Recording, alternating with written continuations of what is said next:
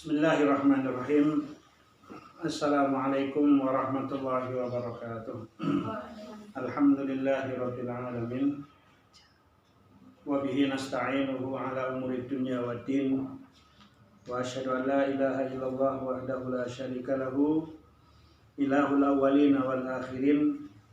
Wa asyhadu anna sayyidana wa maulana wa habibana wa syafi'ana Muhammadan sallallahu alaihi wa alihi wa sallam al-mab'uts rahmatan lil alamin wa ala alihi wa sahabatihi ajma'in wa ala man ihtada bihadihi ila yaumiddin, amma ba'd.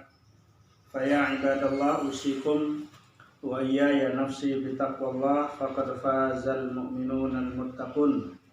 Faqala Allahu tabaraka wa ta'ala fi kitabihil karim, ya ayyuhalladzina amanu taqullaha haqqa tuqatih wa la tamutunna illa wa antum muslimun.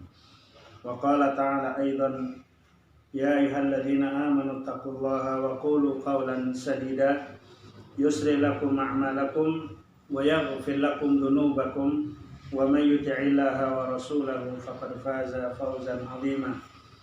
Ikhwani fillah, kaum muslimin dan muslimat rahimani wa rahimakumullah. Allah Subhanahu wa taala berfirman di dalam surah Adz-Dzariyat ayat yang ke-56, A'udzu billahi minasyaitonir rajim. Wa ma khalaqtul jinna wal insa illa liya'budun. Yang artinya Allah Subhanahu wa taala berfirman, dan tidaklah aku menciptakan jin dan manusia kecuali agar supaya mereka beribadah kepadaku. Ma'asyiral muslimin wal muslimat rahimani wa rahimakumullah, sesungguhnya di dalam ayat ini Allah menegaskan ibadah adalah merupakan tugas pokok kehidupan kita. Tugas pokok kehidupan kita tidak lain dan tidak bukan adalah hanya beribadah kepada Allah Subhanahu wa taala. Di sini Allah Subhanahu wa taala menyebutkan bil itsbat ba'dan nafyi, yang itu di dalam kaidah bahasa Arab merupakan pengkhususan ataupun yufidul hasar, berfungsi untuk membatasi sesuatu yang disebutkan setelah huruf nafyi ataupun peniadaan. Ketika Allah Subhanahu wa taala menyatakan wama, dan tidaklah aku menciptakan jin dan manusia kecuali, berarti yang dikecualikan itulah merupakan tugas pokok kehidupan kita, illa liya'budun. Ma'asyiral muslimin wal muslimat, kaum muslimin dan muslimat rahimani wa rahimakumullah. Namun yang perlu kita perhatikan, di samping Allah Subhanahu wa taala menegaskan di dalam surat Adz-Dzariyat ayat 56 ini, Allah Subhanahu wa taala juga menegaskan di dalam ayat-ayat yang lain. Yang ini sangat penting untuk kita perhatikan. Allah Subhanahu wa taala berfirman di dalam surat Al-Mulk ayat yang kedua, "Walladzi khalaqal mauta wal hayata liyabluwakum ayyukum ahsanu amala." Dialah Allah Subhanahu wa taala yang telah menciptakan kehidupan. Bahkan di situ Allah sebutkan al-mauta wal hayat. Allah menyebutkan kematian dahulu. Dialah Allah yang telah menciptakan, khalaqa al-mauta wal hayata liyabluwakum, untuk menguji kalian siapa di antara kalian yang paling baik amalannya. Kemudian Allah Subhanahu wa taala juga berfirman di dalam surat Hud ayat 119, A'udzu billahi minasyaitonir rajim. Dzalika walau yasha'ullah la ja'alan nasa ummatan wahidatan. Yang demikian itu, kata Allah Subhanahu wa taala, apabila Allah menghendaki, pasti Allah Subhanahu wa taala akan menjadikan manusia itu satu jenis. Semuanya baik, semuanya taat kepada Allah, semuanya beribadah kepada Allah. Atau sebaliknya, kalau Allah menghendaki, Allah jadikan semua manusia tidak taat kepada Allah, semua maksiat, semua durhaka kepada Allah Subhanahu wa taala, dan itu perlu kita catat, Allah Maha mampu untuk berbuat apa yang Allah kehendaki. Karena Allah di antara sifatnya fa'alul lima yurid. Allah Maha berbuat di dalam segala apa yang Allah kehendaki.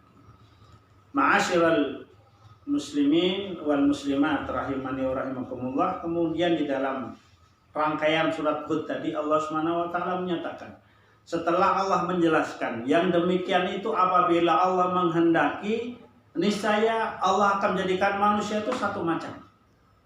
Semuanya mukmin atau sebaliknya semuanya durhaka dan kafir kepada Allah Subhanahu wa taala. Akan tetapi Allah menyatakan wala yazaluna mukhtalifin.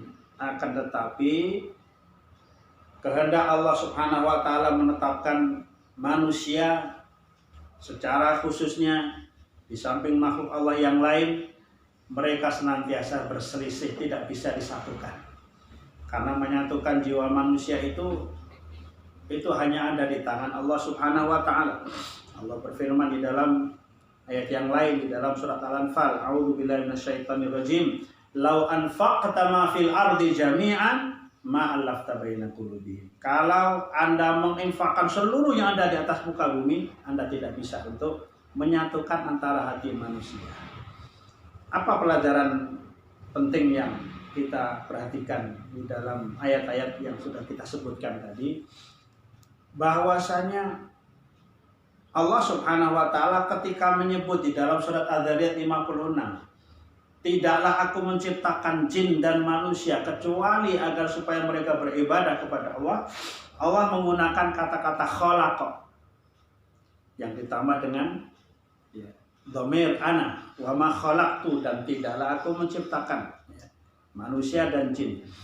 Kemudian di dalam surah Hud yang kita sebutkan tadi, lanjutan ayatnya Allah Subhanahu wa taala menyatakan walidzalika khalaqahum. Jadi ayat yang sama di ayat yang lain dengan akar perkataan yang sama Allah menyebut walidzalika khalaqahum. Al-Dzariyat 56 Allah menyatakan khalaqtu. Dalam surat surat Hud ini Allah menyatakan walidzalika khalaqahum. Dalam surat Al-Mulk ayat yang kedua, alladzi khalaqal mauta. Jadi khalaqa kemudian khalaqtu. Apa pelajaran penting yang kita ambil? Bahwasanya para ulama menjelaskan kepada kita, di samping Allah Subhanahu wa taala kehendaki, Allah berkehendak supaya dalam kehidupan kita ini kita hanya beribadah kepada Allah, tidak ada beribadah kepada yang lainnya. Maka Allah juga menegaskan, memang yang namanya al-ikhtilaf, namanya perpecahan di antara manusia, atau kalau kita gunakan bahasa yang lain, ketidaksamaan antara masing-masing manusia. Manusia ini sejak Allah Subhanahu wa taala ciptakan memang membawa unsur perbedaan. Perbedaan yang dalam satu waktu kadang-kadang tidak bisa disatukan. Dan ini semua atas hikmah yang sudah Allah Subhanahu wa taala kehendaki. Kita ingat bahwasanya sifat Allah Subhanahu wa taala adalah Al-Hakim. Al-Hakim itu saya sering memaknakan atau memberikan makna, Allah itu maha tepat. Allah maha tepat di dalam seluruh perbuatannya. Allah maha tepat di dalam seluruh qada dan qadarnya. Dan Allah Subhanahu wa taala maha tepat di dalam menciptakan manusia dalam keadaan yang berbeda-beda. Ada si mukmin, ada si kafir. Ada si munafik, ada si zalim. Manusia tidak sama. Karena memang demikianlah ketentuan Allah Subhanahu wa taala menghendaki. Kalau Allah menghendaki, semua orang di dalam kehidupan dunia ini mereka menjadi orang yang beriman. Bahkan termasuk jin-jinnya sekalian. Tapi itu bukan merupakan kehendak Allah Subhanahu wa taala, karena Allah menyatakan dalam surat Hud ayat 119 dan selanjutnya, walidzalika khalaqahum. Dan untuk itulah dia Allah menciptakan kalian dalam bentuk yang berbeda-beda, berikhtilaf. Itu semua apa? Ma'asyiral muslimin wal muslimat rahimani wa rahimakumullah. Tujuannya adalah agar supaya Allah menguji di antara hamba-hambanya.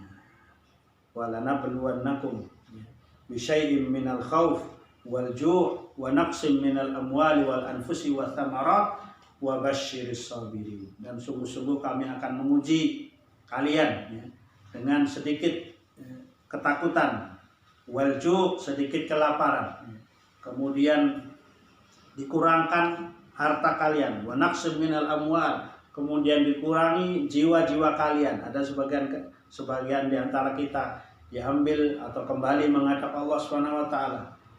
Wa thamarat, demikian pula dikurangi buah-buahan yang ada pada kalian. Wa basyiris sabirin, maka berilah kabar gembira orang-orang yang sabar terhadap segala ketentuan Allah Subhanahu wa taala. Di dalam ayat yang lain Allah Subhanahu wa taala menyatakan dalam surah Al-Ankabut, Alif Lam Mim, Asiban nasu an yutraku an yaqulu amanna wa hum la yuftanun. Alif Lam Mim, kata Allah. Hanya Allah yang Maha mengetahui artinya. Apakah manusia mengira bahwasanya mereka akan diterima pernyataan keimanan, mereka mengatakan amanna, kami beriman ya Allah, sedangkan mereka tidak diuji. Walaqad fatanna alladziina min qablihim, dan sungguh telah kami uji orang-orang sebelum mereka.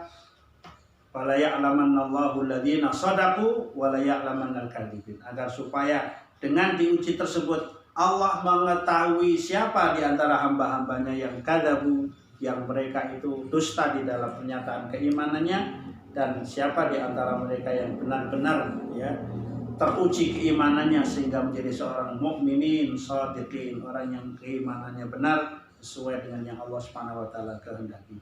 Ma'asyiral muslimin wal muslimat rahimani wa rahimakumullah, dari uraian singkat yang disampaikan tadi kita bisa memetik beberapa pelajaran. Bahwasanya kehendak Allah telah terjadi. Allah telah menghendaki, kalau dalam bahasa ulama menyebutkan laqad iqtadat hikmatullah, hikmat kebijaksanaan Allah Subhanahu wa taala menghendaki kita ini diciptakan memang dalam keadaan tidak sama. Ada yang pandai, ada yang kurang pandai, atau sama sekali tidak pandai, ada yang kaya, ada yang kurang kaya, atau barangkali miskin atau miskin sekali. Ini sebenarnya dunia ini merupakan lahan ujian bagi kita. Apakah kita ini di dalam menghadapi ujian Allah Subhanahu wa taala ini kita hadapi dengan apa-apa yang sesuai dengan yang Allah Subhanahu wa taala gariskan kepada kita, atau di dalam menghadapi ujian Allah ini kita tidak sabar. Ibnu Taimiyah rahimahullah taala, beliau menasihatkan kepada kita. Amarallahu nabiyahu sallallahu alaihi wasallam, Allah memerintahkan kepada nabinya Muhammad sallallahu alaihi wasallam 3 perkara. Silahkan nanti dia di dalam Al-Quran. Yang pertama, Allah perintahkan dengan as-safhul jamil.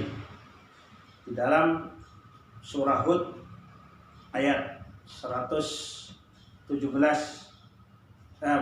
surat Hud ayat 86, Allah Subhanahu wa taala menyatakan wa inna sa'ata la'atiyatun fasfahis safhal jamil, dan sesungguhnya hari kiamat pasti datang, kata Allah Subhanahu wa taala, maka hendaklah engkau wahai Muhammad memaafkan dengan memaafkan yang baik. Safhul jamil. As-safah, kata para ulama, itu ada yang mengatakan maknanya sama dengan afa. Afa itu memberikan kemaafan. Tapi sebagian menyatakan as-safhu itu tingkatannya lebih tinggi dari al-afu. Jadi tingkat memberikan maaf yang lebih tinggi dari sekedar memberikan maaf dengan biasa-biasa. Ini pertama, as-safhul jamil. Kemudian kata Ibnu Taimiyah rahimahullah, Allah juga perintahkan kepada beliau SAW untuk sabrun jamil. Ini ada di dalam surah Yusuf ayat yang ke-18.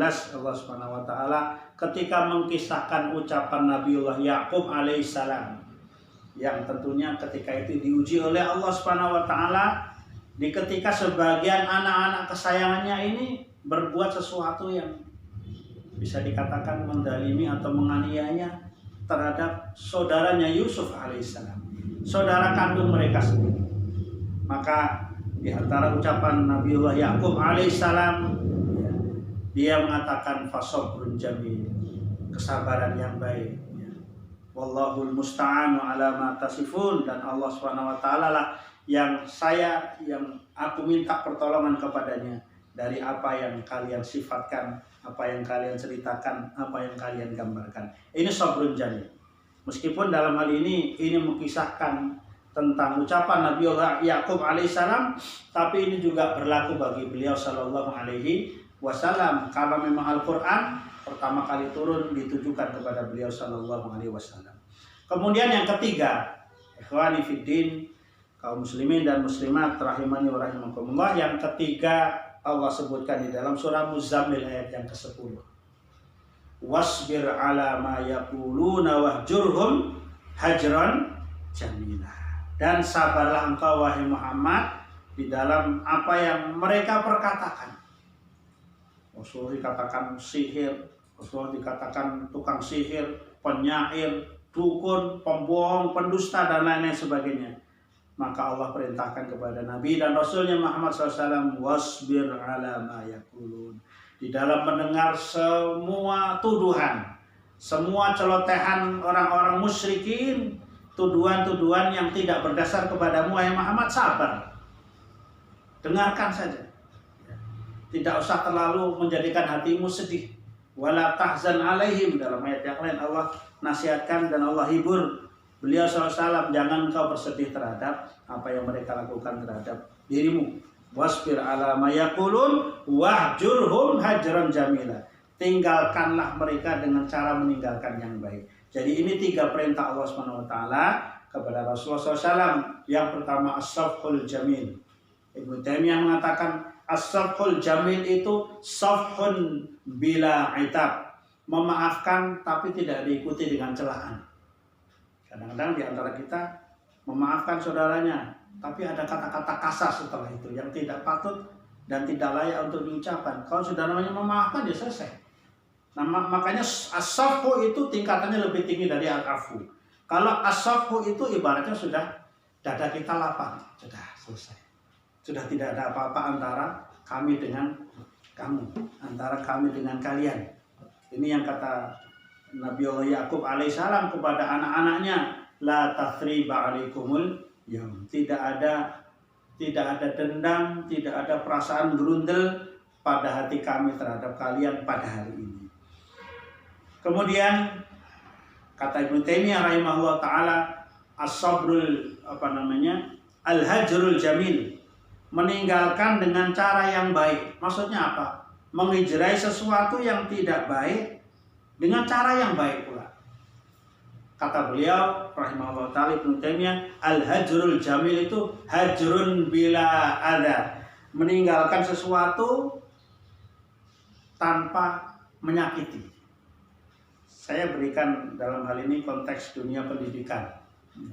Kalau ada di antara siapapun hamba Allah yang masuk ke dalam sekolah tertentu apa saja, tidak semestinya kitab Al-Fajr, dimanapun, di tempat apapun, ketika dia berpindah dari satu tempat ke tempat yang lain dalam dunia pendidikan, maka meninggalkan dengan cara yang baik, ya.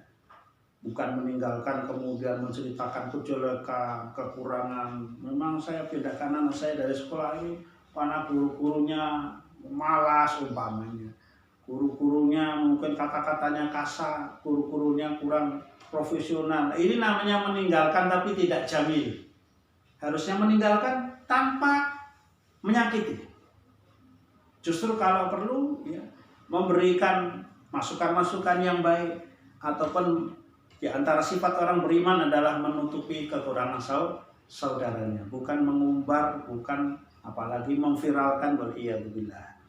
Ini hajrul jamil, kata Ibnu Taimiyah, hajrun bila adza. Ya, safhul jamil, memaafkan dengan cara yang baik. Safhun bila itab, memaafkan tanpa mencela. Hajrul jamil, meninggalkan yang dengan cara yang baik, artinya tidak menimbulkan atau menyakiti pihak-pihak manapun. Ini ma'asyiral muslimin, kaum muslimin dan muslimat rahimani wa rahimakumullah. Ini 3 yang diperintahkan oleh Rasulullah, oleh Allah SWT kepada Rasulullah SAW. Yang pertama adalah safhul jamil, kemudian sabrun jamil. Apa sabrun jamil?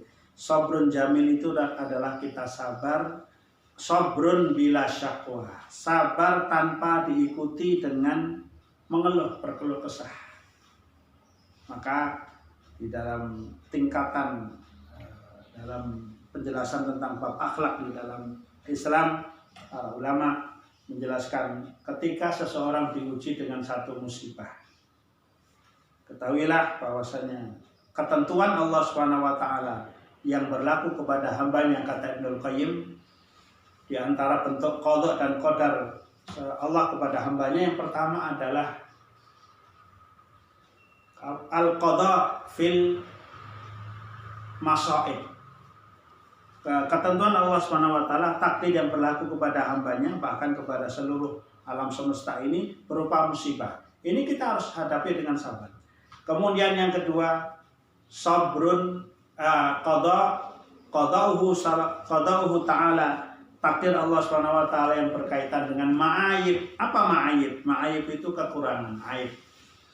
Ketahuilah bahwa kekurangan itu juga merupakan sesuatu yang berlaku kepada hambanya, dan itu bagian dari qadha dan qadarnya Allah yang harus kita sikapi dengan diantaranya sabrun jamil.